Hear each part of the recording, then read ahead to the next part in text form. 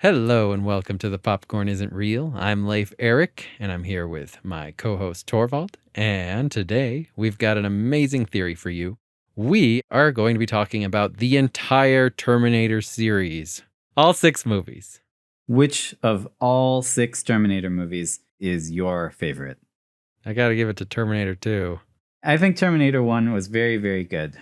I do think Terminator 2 is better. And I don't know, well, why do you think that is? I mean, it's just because of the relationship between the 3 main characters. They have Yeah. a really strong bond, and arguably that's why all of the sequels failed. But yeah, dude, Reese and Sarah's relationship was excellent. Like it's a good relationship. Yeah, in my memory, it is an excellent relationship. Watching it again, I am not so sure. I don't know about their relationship. He brainwashes her and he makes her think that her kid is gonna save the world, and really he's just some bum off the street, and he makes her go crazy. Oh yeah. Wait, here, what kind of theories are we going to talk about today? Because we got a few of them, right? So yeah, we've got a couple theories here about Terminator. Skynet are the good guys, and the humans that keep sending people back in time from the future are the bad guys, and that is my theory. Do the humans know they're the bad guys? No, of course not. My theory essentially hinges on the fact that what Skynet is doing is for the humans' own good. And as the series heavily implies in every single movie, the humans are waging a war with themselves. They are going to destroy themselves. And Skynet's just trying to save them from themselves. You're going to have to answer some questions, but I think you can make that work. The second theory that, we'll talk about just a little bit, but it's kind of a fun little alternate reading of Terminator 1 mostly, but it fits in all the Terminator movies, is that Sarah Connor, over the course of Terminator 1, she is traumatized and goes crazy, basically. Yeah. She is imagining all of the Terminator stuff, all the Skynet stuff. Really, she was just attacked by a meth head druggie with a bulletproof vest, just like the police tell her. And Kyle Reese is actually a homeless man in gross, grubby homeless man Probably clothes. Also meth addicted, and that's why the other guy's after him. Possibly. He shares these delusions of a evil, horrible future with Sarah and convinces her that her child will save the world, and she just, falls hook, line, and sinker for it. So we'll get into some of the evidence for that. So let's start with Terminator 1. Made in 1984, written and directed by James Cameron, also credited writers Gail Ann Hurd and William Wisher. Side note, Gail Ann Hurd is not my teacher. Well, she's your teacher. Despite what I may tell you in a moment of panic. So, you're from AFI? Oh, who's your teacher? It's your boss. My teacher is your boss. Oh, my boss doesn't teach at AFI. Gail Ann Hurd is a very prolific producer who's made tons of films, but often works with James Cameron and has produced many of his films. Can we get a quick synopsis of Terminator 1? In a near future, machines have taken over, stamping out humanity from the face of the earth, and every day is a constant struggle to survive. There's a resistance led by the great John Connor. But one day, right as John Connor wins the fight, oh no, Skynet, the evil program controlling all the machines, sends a Terminator, a murderous robot, back in time to kill John Connor's mom before he was born. So John Connor sends his best and brightest soldier, Kyle Reese, back to save her. The rest of the movie takes place in 1984. It's about the Terminator, played by Arnold Schwarzenegger, trying to take out Kyle Reese and Sarah Connor before they can have sex and have a kid. Yeah, I kind of think that the Terminator doesn't know that. I would say that Kyle Reese was not John Connor's dad originally. I was going to say the same thing. It's weird. There's no fate but what you make for yourself in these movies. And everything seems to change, right? Like there are so many movies, they all contradict each other, and yet they're all canon because they could all happen in different timelines, because within this movie, you can change time, right? It's not cyclical.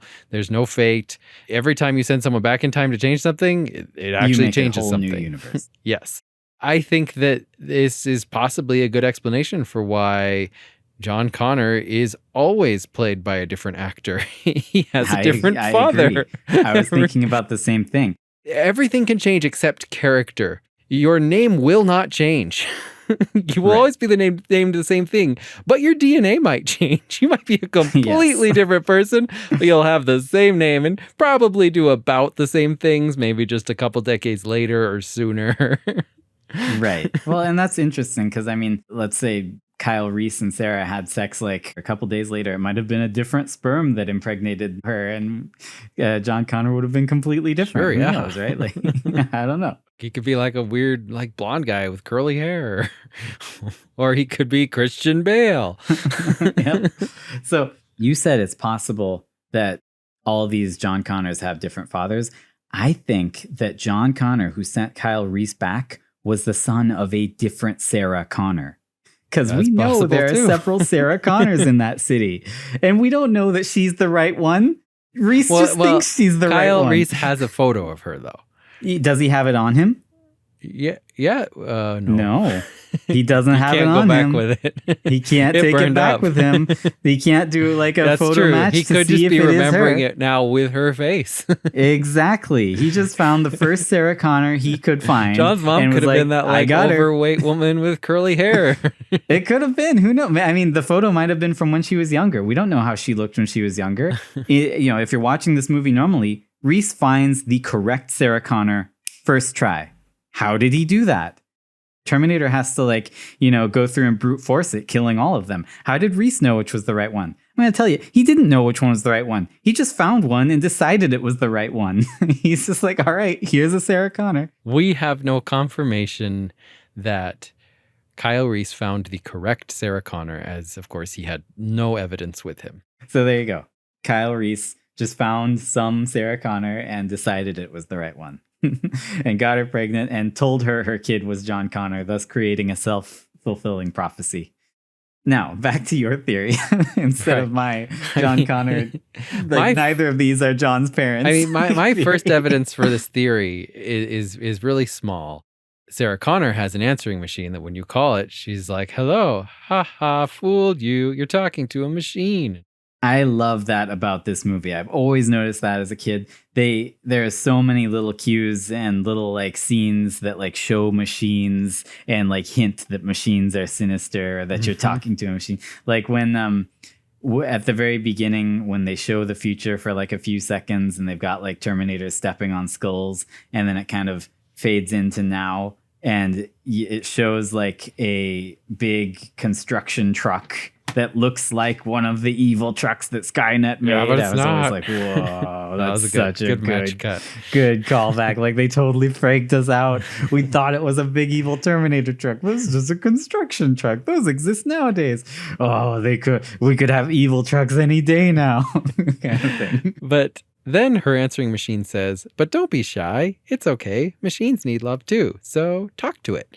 And I think they need love. This is like James Cameron throwing in a, thematic level hint that Skynet are the good guys. And if the humans just talked to Skynet and tried to figure it out, maybe they could work together. But instead, they're always trying to fight the machines. Machines need love too. Well, why doesn't Skynet talk to them? I thought about this question in relation to your theory.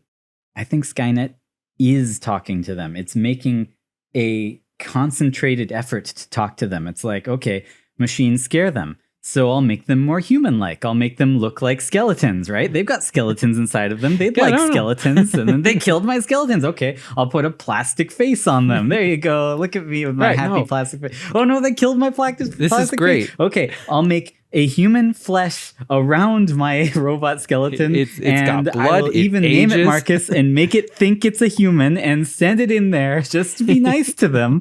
And then Marcus gets in there and is just being nice to them, and then they tear him apart and chain him up, right? I think Marcus was Marcus from Terminator Salvation. I think he was the for the culmination of all of Skynet's attempts to like come down to humans' levels and actually just talk it out, right? Yeah. Like it's like, okay, machines aren't working. I will make the most human possible machine who doesn't even know he's a machine. Maybe he can talk to them for me. No, and this is great because like we can see throughout all the movies that this is how Skynet operates. It operates like a computer would. It's iterative. It just does it again and again, just changing things and learning each time. John Connor destroyed me. Well, I cannot protect humans if I'm destroyed. So I will send someone back in time to kill John Connor's mother. Then he can't be born. And then it's like, well, that didn't work. He was born anyway. Well, I'll just send someone back to kill John when he's a kid. Right. And then in Terminator 3, he's like, all right, I'll send someone back to kill John as an adult, but also all the other humans who are screwing things up too. So, and this is interesting. A lot of people who want to kind of poke holes in Terminator will point to the fact that, like, why didn't Skynet go back even further to when Sarah was a baby and kill her then, right? Like, that would have been way easier than killing adult Sarah. Or why didn't it go back even further and kill Sarah's parents, right?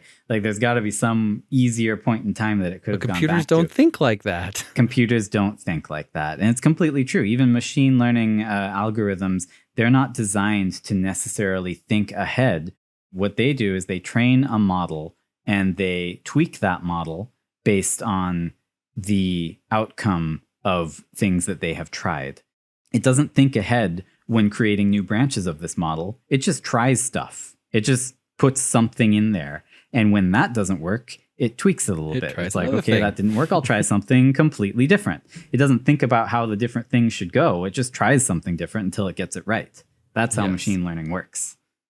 But that same question that you say people ask about Skynet, while it doesn't really apply to Skynet, it absolutely 100% does apply to John Connor.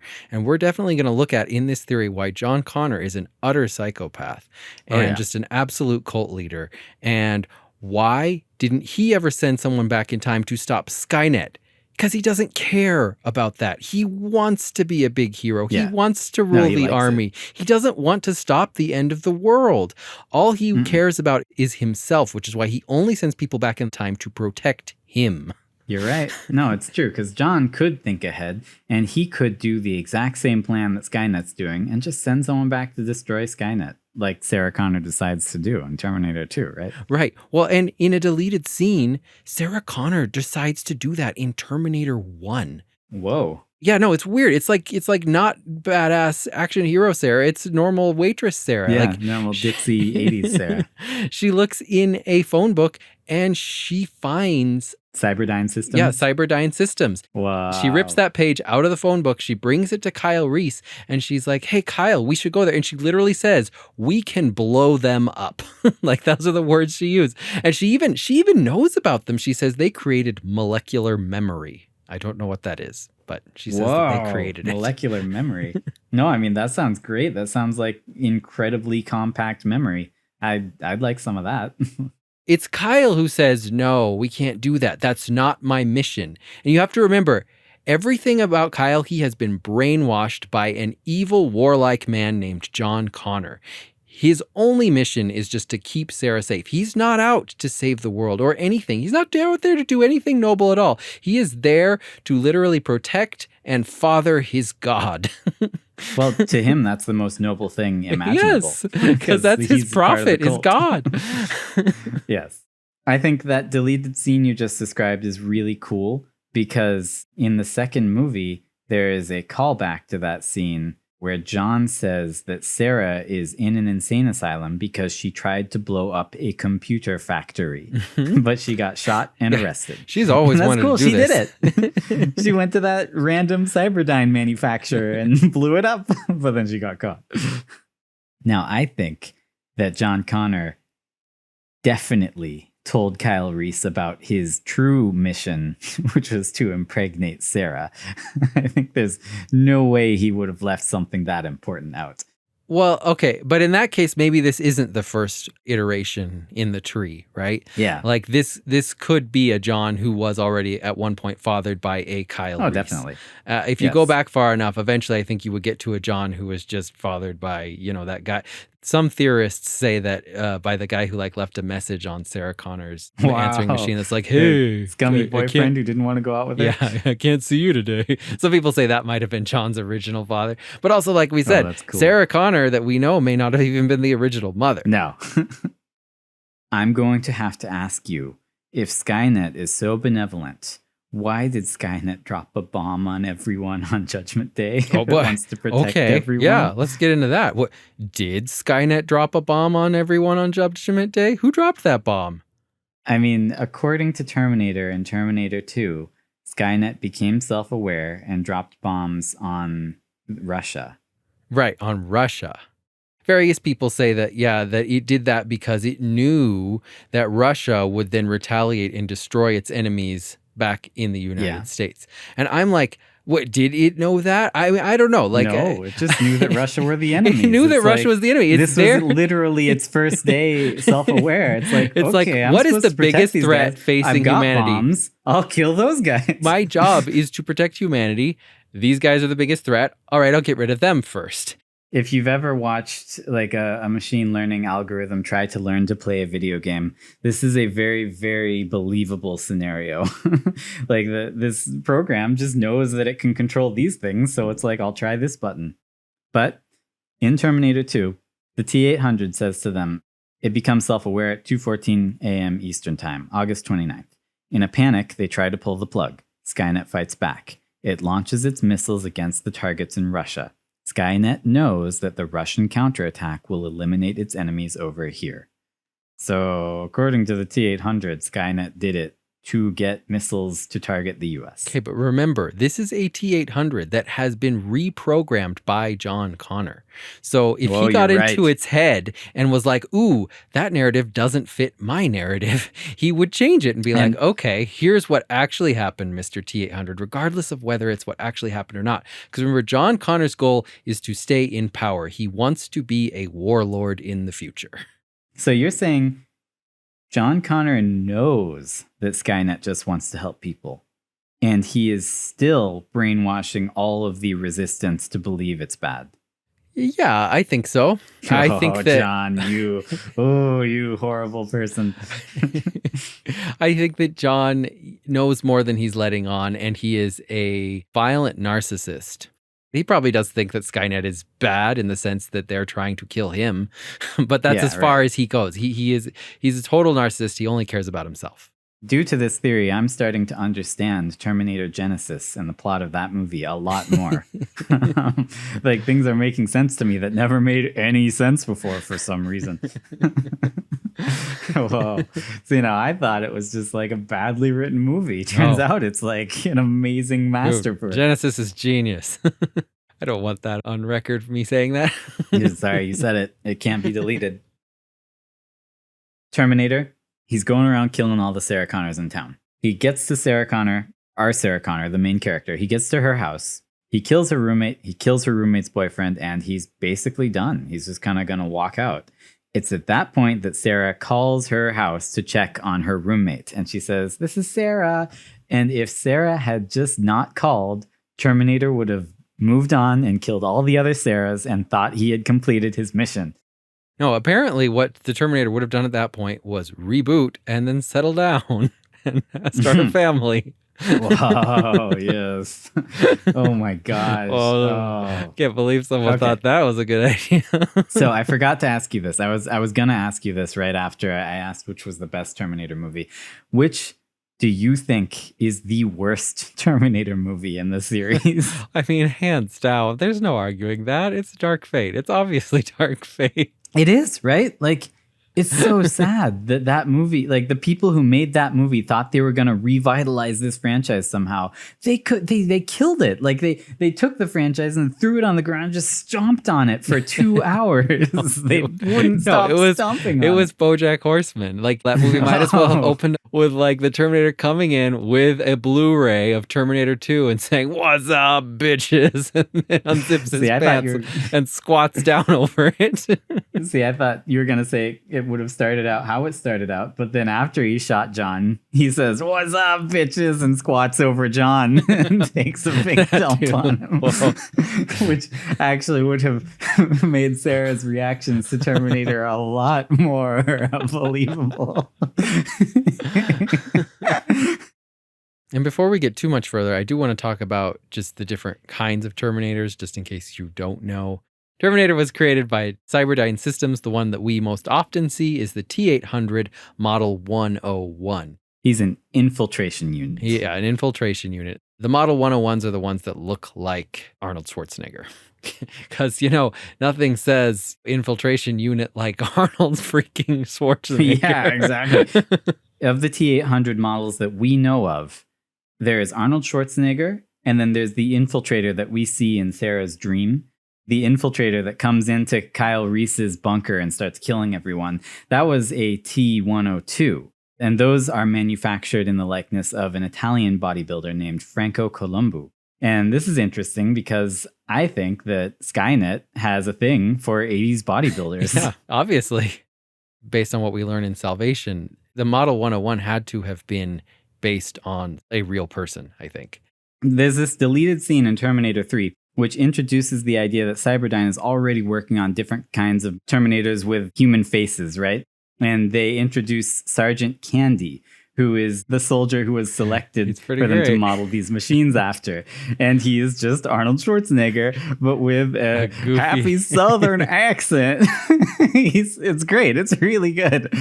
This scene is better than the entire Terminator 3 movie, and I don't know why they cut it. It's very good. So he happily introduces the whole program, and then they cut to the generals who are watching it, and one of them says, "Oh, I don't like that accent." And the guy next to him, yeah, a skinny little guy, that tiny little dude, little nerdy looking dude, turns to him and says in Arnold Schwarzenegger's voice, "We can fix it." So this guy was like, "I will give it my own voice." And I love this scene explains why he looks like Arnold Schwarzenegger and why he has a German voice. It's so good. Whoa. That's pretty good. Everyone who hasn't seen that, you should look up Terminator 3 Sergeant Candy scene, though. It's really good. So that's where the T-800 Model 101 comes from. The top comment on this video on YouTube is 100% truth. It's, "Fun fact, deleting this scene cost them the Oscar." It's true. It's totally true. It's so good. Of all the jokes that were kept in T3 that sucked, why would they cut this amazing joke? It's so good. Oh, man. One important thing I want to point out is just that when Kyle is protecting Sarah Connor, they get to a moment where he's explaining to her how things were in the war. How they were all starving, hunter-killers were always HKs coming after us. Not just that. He says, most of us were rounded up, put in camps That's the important part. Orderly disposal. Yes, and he shows her a red barcode that he has. And he says, some of us were kept alive to work, loading bodies. Yeah. The disposal units ran night and day. We were that close to going out forever. Now, I just got to say, this doesn't make any sense what he's saying. Yes. Why would the Terminators on Earth is going on here? Need humans to load bodies? Human workers. It doesn't make any sense. We're going to take this completely inefficient thing and make it do a thing that is repetitive and difficult. That we can already do very well. Exactly something you would use machines for. Disposal units? What disposal units? The streets are paved with skulls. They don't dispose of the bodies. They don't care. No, that was actually the first question I wrote to that I was going to ask you. Why are there so many skulls on the ground in the future? There's not that many other body parts, just skulls. And again, well, this is getting into sequels, but in Terminator Salvation, Kyle Reese doesn't know any of this. He was briefly rounded up by Terminators, but like he didn't have to load bodies. So you're saying that entire story is something that John Connor told him every day to ingrain into his brain. He's like, I saved you from that place where you were loading bodies. I saved you from the disposal units. Never forget it. Well, and he had a very overbearing mother, didn't he, John? How wouldn't you like to send someone back in time to go lecture your mom, to brainwash her like she did to you, and then will consequently do again to you?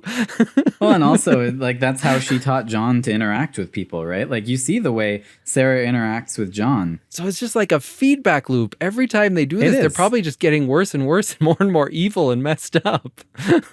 You mentioned the idea that this is not just a time loop, but a feedback loop. Maybe Skynet's doing this on purpose. The man who is creating the processors for Skynet, Mr. Dyson, wouldn't he have actually produced like a massively upgraded Skynet because it's not starting from square one? By sending a T800 back, they could start over at T800 levels. I was thinking maybe this is Skynet's strategy and it doesn't actually even care about John. Like John's just kind of there. It's actually just sending a T800 back to create Skynet and make it even better. Seems like it could just send one back not to kill anyone, but just to like walk into Dyson's office and be like yo. Every single Skynet is aware that there was a Skynet from a previous timeline, and it is using time travel to get better and better faster. Like this AI has no sense of self, only purpose. It doesn't give a crap what timeline it is or who it is or when it is or how it is. It just wants the best chance at the desired outcome. And a computer would totally come up with this. It would be like, okay, I want to reach my goal as fast as possible. So I'll just keep resetting the timeline and delete myself until I get the best outcome on my first try. Like that's totally something a computer would do. It just wants to do it as fast as possible, Yeah. So around this part in the movie, they have a short little car chase sequence, and Sarah Connor can drift. She drifts the car and doesn't hit the wall, and the Terminator just crashes into the wall. Right before they get in the car and drive away, Kyle Reese shoots the gas tank of a car that Terminator's running past. He runs through the explosion, and from that point on, he's got no eyebrows and a buzz cut. So Sarah goes to the police station, and the chief of police offers a distraught Sarah Connor the day-old coffee that Lance Henriksen had put a cigarette out in. Yep, he sure does. And then he tells her to take a nap on that unbelievably uncomfortable looking couch. Yeah. Like that couch really does not look comfortable. Okay. No, this is really weird. I got to lay this out for you. So he shows her bulletproof vests and says this is how the Terminator could have taken a bullet. He tells her to sleep on the couch and then lays his coat on top of her. Now, in my mind, because I watched these as kids, somehow this scene got conflated with a later scene in my memory that happens in Terminator 2. Dude, where she covers John in bulletproof vests. And so when I rewatched this scene, I was like, wait, I always, as a kid, thought that he covered her in bulletproof vests on that couch to keep her safe. But he doesn't. He's just showing her the bulletproof vest. Dude. Kyle Reese is explaining to the psychologist. Reese says, it had no choice. The defense grid was smashed. We'd won. Taking out Connor then would make no difference. I love Kyle Reese. No, dude. Michael Bihn's voice is awesome. He is the perfect mixture of professional soldier and just crazy psychotic lunatic. So he says taking out Connor then would make no difference. Skynet had to wipe out his entire existence. He specifically says taking out Connor then would make no difference. So what's with Terminator Genesis? Why does Skynet specifically decide to take out Connor then? Yeah, well, I think generally speaking, what's with Terminator Genesis is a good question. I know. What is with Terminator? What were they doing, dude? But like compared to Dark Fate, man, it's a masterpiece. Well, Skynet. Why did it invent a time displacement machine? Why did it invent time travel? Because this isn't about John. It wants to create that feedback loop. It wants to get smarter faster. Sure, maybe that. But I would say that just look at this on a very simple logical level. Skynet's goal is to protect humans. If it kills John, it only has to kill one human. One human Right. dies. All the others live. The resistance doesn't happen. They created that time travel equipment to help humanity. That is its purpose, is to help humans so that they don't have to kill so many, because there's not going to be a John Connor fighting against them, leading those troops. What did John do with that equipment? Did he go back and stop Cyberdyne Systems from ever creating Skynet in the first place? No. He's just like, save me. I want to make sure that I am the leader in the future after the bombs go off. So selfish. How could this guy care about existing? I'm just saying. Question though, do you know why the cops are spending so much time interviewing Kyle Reese and also having Sarah Connor watch the tapes of them interviewing Kyle Reese? Now, this goes along with my theory that this is all in Sarah's head, okay? I think the cops are interviewing Kyle Reese because they believe, and rightfully so, that Kyle Reese has something to do with the maniac meth head biker guy who is killing everyone, right? They know that him and Kyle Reese are either partners or having a feud. Maybe they're like on different sides of a gang war. Maybe Kyle ripped off this meth head in some drug deal or something. And they also believe that Sarah's in on it. And they're trying to get information out of her by showing her this interview. They don't think that she's innocent in all this. That actually makes a lot of sense, because my next question was, when Terminator comes into the police station asking for Sarah Connor, the excuse he's given for why he can't see her is Sarah Connor is making a statement, which is odd because the one thing they have not let her do is make any statements. They've just been telling her random things and showing her stuff for the past several hours. His crazed rantings are getting to her, and she's starting to have dreams about the future that will never be, and about her son who is going to be the savior. And I think all of this kind of drives her down a path to madness. I think that it is cemented at the end of the film when she watches her new homeless boyfriend die at the hands of this crazed meth head. I think he kills Kyle and then, maybe either lets her go, or maybe she smushes him in the pneumatic press. Who knows? I think there's a good chance she smushed the guy. And then she gets put in an insane asylum. As Kyle and Sarah are driving away from the police station, we hear a radio broadcast that says the police are engaged in the largest police mobilization in California history, and they are engaged in a massive manhunt. Despite this, we never once see another cop in the entire movie, and they can just drive wherever they want. There's no stop points or manhunts going on. I think it makes sense that they would be having a massive manhunt for this crazed meth head with a bulletproof vest, because he just slaughtered an entire police station by himself. After driving a car into it, whether he actually killed 50 officers or not. I mean, he's the one who technically broke Kyle and Sarah Connor out. It's true. He also broke their minds so that they believe they're in some post-apocalyptic world. And their son is going to be the savior. So Kyle Reese talks about John Connor at this point. Yeah, exactly. She's like, you trust him. And he's like, he's got a strength. I'd die for John Connor. Yeah, this is really cultish stuff. Yeah. All right. This is the sense where I get that he's a brainwashed cult member, but also by impregnating Sarah Connor, he is creating his god, John Connor. So this is the best thing that he could hope for. In his eyes, he is now the father of God, right? And also this isn't even me making stuff up. Sarah Connor is a Virgin Mary figurehead in their society. She is the same as the sacred virgin that so many people worship. And so he's like, it was a chance to meet the legend, Sarah Connor, right? And meet the Virgin Mary. So he also quotes John's message to her, which is very, very self-centered. He just basically tells her, you need to do everything you can. You need to do more than you think you can do. You must survive or I will not exist. That's all, right? Well, he says, we stay down by day. At night you can move around. You still have to be careful because the hunter-killers use infrared. They're not too bright. John taught us ways to dust them. So this doesn't make any sense at all. Why would you stay down during the day when they have infrared and you don't? You are only at a disadvantage at night. At night. It's a level playing field during the day, which is why in Terminator Salvation, they do things during the day. His very next sentence is, John taught us how to deal with them. So it's John who told them to stay down by day and move around at night. Maybe John doesn't have humanity's best interests at heart. Not at all. Or maybe he just literally is a horrible tactician and doesn't know what and he's if we doing. take salvation to be canon, what this means is that they were doing things during the day. And once all the other leaders died and John took over, he changed it so that they were fighting less efficiently because he doesn't want the war to end. He's like, guys, you're killing too many robots. Yeah, we're too good at it now. We better just fight them at night when they have infrared and we don't.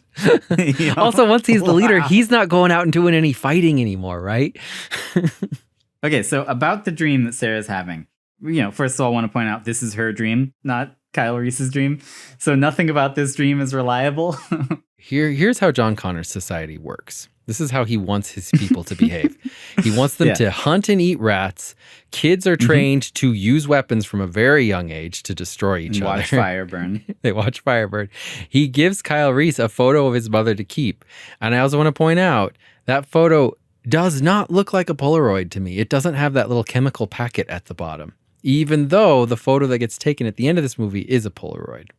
Yeah, I don't know. It's not the same photo. Also, we never see the photo except for in Sarah's dream. Right. She's imagining it looks like her. He may have just given random, Virgin Mary photos out to all his troops and been like, worship her. Sarah wasn't that John's mom. It was a different Sarah. It was a different photo. Yeah, we're at the end of the movie. Reese is dying. They go into the factory. And I just want to ask, what kind of factory is this? Do you know what they're making? Okay, there? So in a deleted scene at the very end, it actually shows some people picking up pieces like, we found like a fried circuit of something that doesn't match any of our systems. And then it pulls back and you see that this facility is Cyberdyne. Oh, that's good. Oh, man, I like that. So this was a robot factory. That's what it was. I love it. I love Terminator getting crushed to death by like his mom. By John Connor's mom. Wow, dude. Oh my gosh, it's so meaningful. Whoa. Despite his inability to aim his pipe bombs, I just have to give one last shout out to dying Kyle Reese. As brainwashed and cultist as he is, like, man, he's so friggin' cool. While bleeding to death, he fought off a Terminator hand to hand and then blew himself up to protect Sarah. Right. Oh my gosh, and I wanted to talk so about cool. this because, first of all, awesome, creepy stop motion in this movie. It's good. No Terminator, even though, yes, it's clearly stop motion, but no Terminator is as creepy as the first Terminator because all the other ones are CG. But this one is stop motion, and man. But what I really love about this scene is what you said. He blows up the Terminator and then he dies from that. And it's not a big explosion. And I love that because it's realistic. In all the sequels to Terminator, like in Genesis, in even Salvation, Dark Fate, they're constantly jumping away from random explosions, giant explosions. They're never hurt at all. They just throw you and you're fine. You're fine. But that might be good evidence for the fact that this movie is the only one that, like, things really happen. All the rest of them are in Sarah's head.